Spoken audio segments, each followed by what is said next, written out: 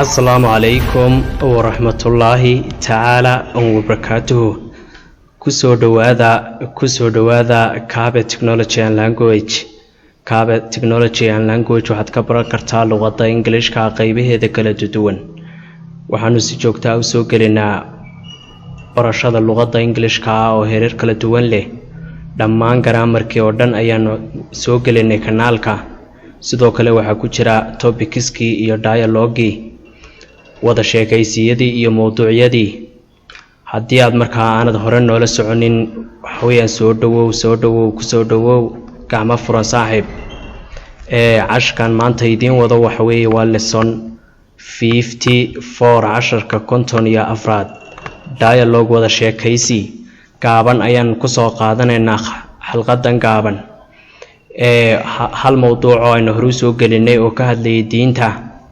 mowduuca ka hadlayay ayaan waxaan ka sameynay wada sheekaysi dialogue ayaan ka sameynay maadaama arday badan ay soo codsadeen inaanu ka soo sameyno dialogue wada sheekaysi aan ka soo sameyno oo isla cashka diinta aan wada sheekaysi aan ka soo sameyno. salaajigeed mowduucan macaawa ayaan doonaynaa inaan ku qaadano wada sheekaysiga ku saabsan diinta. saaxiibayaal marka inta aanan bilaabinin haddaad nagu cusub tahay soo dhawow gacmo furan ku soo dhawow ayaan ku leeyahay.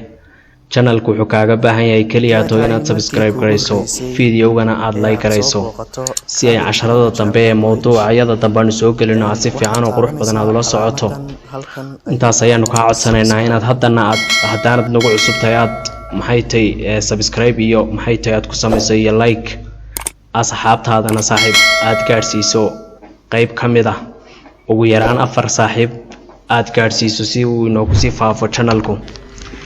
inta dabadeed wixii aad oraah iyo su'aal aad qabto waxaad nagula wadaagaysaa commentiga. haddii kalena linkiyadan xagga hoose aan dhignay ayaad nagala soo xiriiri doontaa. imika waan bilaabaynaa la socod wanaagsan. cashku waa A iyo B. eedi baa ku horeynaysa how does it seem to you sidee ayay kula muuqataa.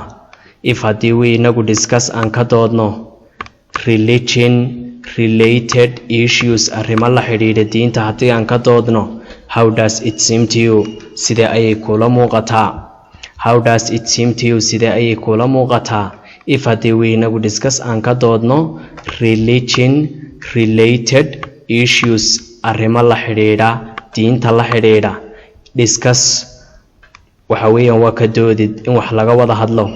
religion diinta weeye, related waa la xidhiidhid, issuesna waa arrimo diinta la xidhiidha. it seems waxay iila muuqataa to me aniga good idea fikradaadu fiican to discuss inaan ka doodno issues arrimaha abood ku saabsan religion diinta ku saabsan inaan ka doodno fikrad aad u fiican ayay iila muuqataa. which is better kee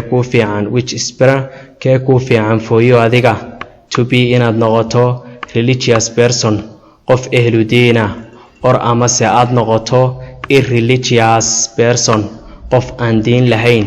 labada keebaa kuu fiican inaad noqoto. it is better waxay fiican for me aniga waxay fiican to be inaan noqdo religious person qof ehlu diina inaan noqdo ayaa ii fiican. oo labada kan dooranayo ama aan jeclaysanayo waxa weeye inaan diin yeesho inaan diin lahaado ayaa ii fiican. what are the advantage waa maxay faa'iidooyinka dad kuwaasoo you adigu kangeed aad ka helayso if haddii you adigu become aad noqoto a religious person qof ehlu diina. haddii aad noqoto waa maxay faa'iidooyinka aad ka helaysaa.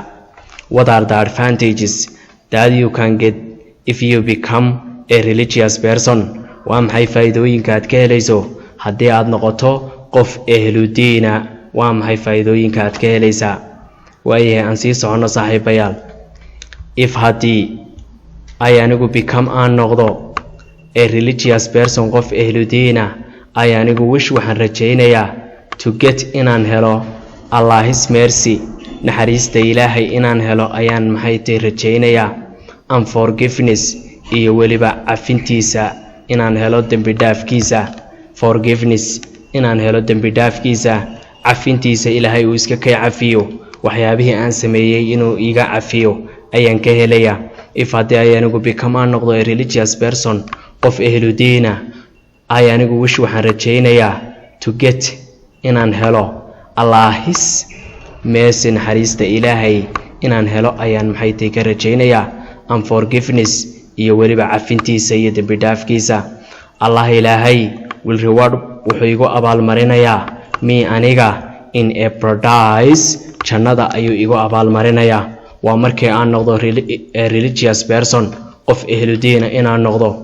marka however si kastaba ha noqotee it is a compulsory waa igu khasab macnaha it iyada oo ah inaan maxay tahay noqdo qof ehludiina compulsory khasab bay igu tahay for me aniga to worship inaan caabudo Allah Ilaahay alone kaligiina inaan caabudo khasab ayay igu tahay. and to bed aan bariyo him isaga oo Allah ah alone kaligiina inaan bariyo khasab ayay igu tahay. and to wear isla markaana aan ku dhaarto him isaga ku dhaarto alone kaligii iyadana khasab ayay igu tahay. aan seeg aan ka raadiyo ka doono Ilaahay xaqiisa aan ka doono his compassionate naxariistiisa guud aan ka doona khasab ayay igu tahay. intaas oo dhan waxa weeye khasab ayay igu tahay.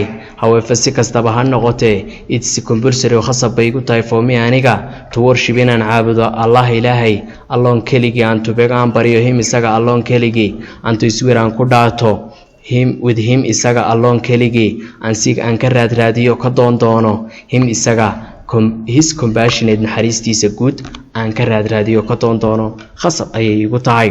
wadaar advantages waa qofkii kala hadlaya waa maxay faa'iido darooyinka disadvantages faa'iido darooyinka that kuwaasoo you can encounter aad kala kulmi karto if haddii adigu become aad noqoto an irreligious person qof aan diin lahayn haddii aad noqoto.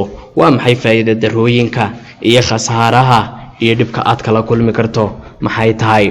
if haddii ay anigu become aan noqdo wuu jawaabaya qofkii xigay haddii aan noqdo an irreligious person qof aan diin lahayn haddii aan noqdo Allahis ras nacalada Ilaahay baa ras nacalad weeye will be fall on me aniga dusha igaga dhici doonta fall on me.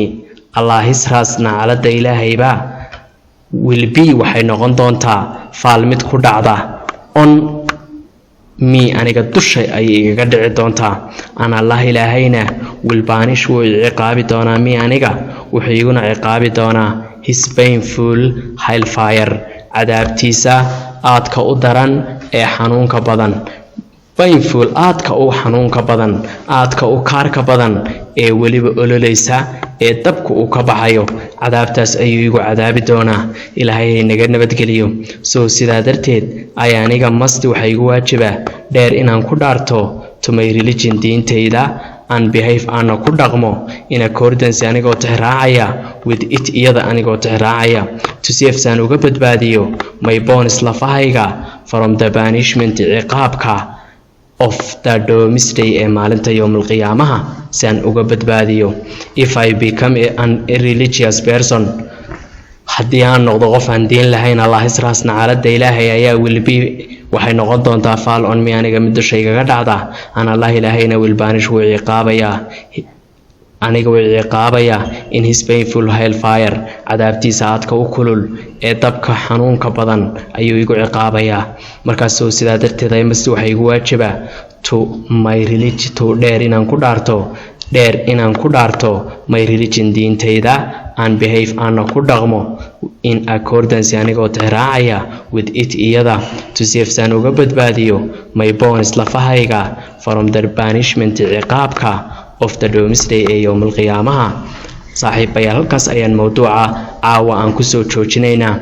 intiina nala socotaa haddii aad halkan nala soo gaadheen oo fiidiyowga halkiisii ugu dambeysaan ila soo gaadheen aad iyo aad ayaan idinkaga mahad celinayaa saaxiibayaal.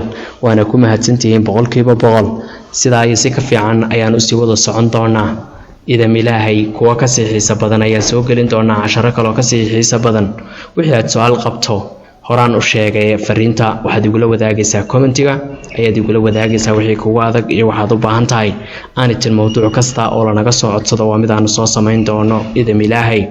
halkaas ayaan caawa ku soo gabagabeynaynaa mawduuceena intaynu ka xiga aynu ku kulmi doono waxa weeyaan waxaan idinkaga tegayaa dhammaantiin ina like iyo share iyo maxay tahay subscribe ku sameeysan maxay tahay channelka aad ba ugu mahadsantiin saaxiibayaal daawashadiina wabillahi tawfiiq wasalaamu calaykum waraxmatullaahi tacaala wabarakaatuhu